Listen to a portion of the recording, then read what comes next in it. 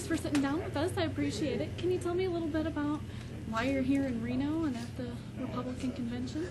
Well, we have a lot of friends here, and we've done well in Nevada. There's a spirit out here that I think is very much in tune with what I've been talking about, limited government and personal responsibility, a different foreign policy, that old-fashioned thing about a balanced budget. And I have found out that they sort of like my tax policy out here, like get rid of the income tax, and they loved my proposal, in Nevada about to start off with, let's get rid of all taxes on tips. So those kind of things really appealed, and we've done well and think we're going to do well today, and we want to keep pushing the Republican Party back to where they had been in the past, being a strictly limited government party rather than endorsing so many big government programs.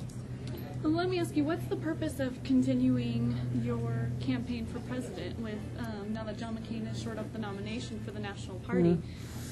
Well, the main immediate reason why I'm doing it is that I had made the statement, as long as the supporters wanted me to do it, as long as there was enthusiasm and the numbers were growing and the money was in the bank, I felt obligated to do it. And all those conditions exist. Matter of fact, the numbers keep growing and the rallies keep getting bigger.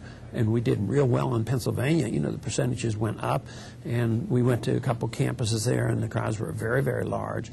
And so as long as that happens, they don't want to give up. They don't want to say, well, the nomination doesn't occur until September, so why quit?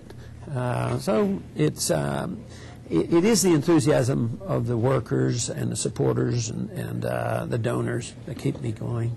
Do you think that helps or hurts the Republican Party to have the party not united around McCain, but have citizens? Well, it depends on what your goals are. If unity is the only thing you seek, regardless of what you believe in, we're really helping, because we don't want unity for a set of beliefs that are more like Democrats and Republicans.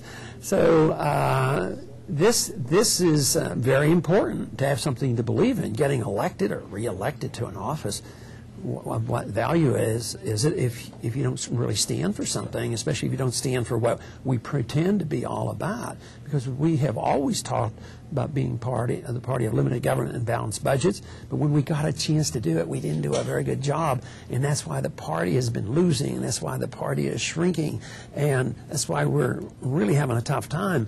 And I'm just saying, sort of waving a flag, saying, look, maybe our party's getting smaller because we haven't done what we promised, and I would like them to just live up to their promises.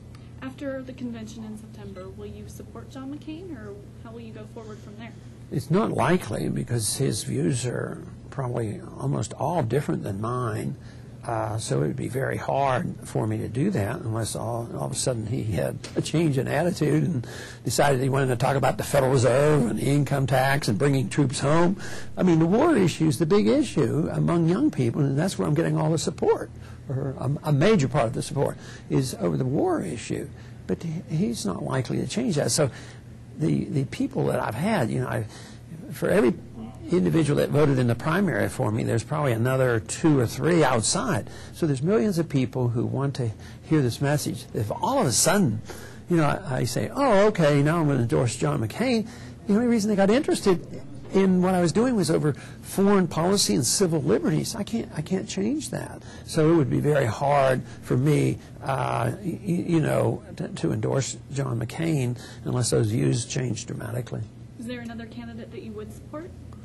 At the moment, I don't have anybody lined up. Okay.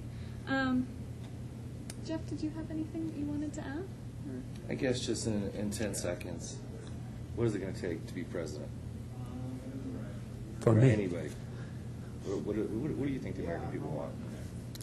Well, what the American people really want, they're not going to get, because the American people do want change, and some people do appeal to them because of change, and of course Barack Obama appeals in that manner, but when you look at it, he offers no change.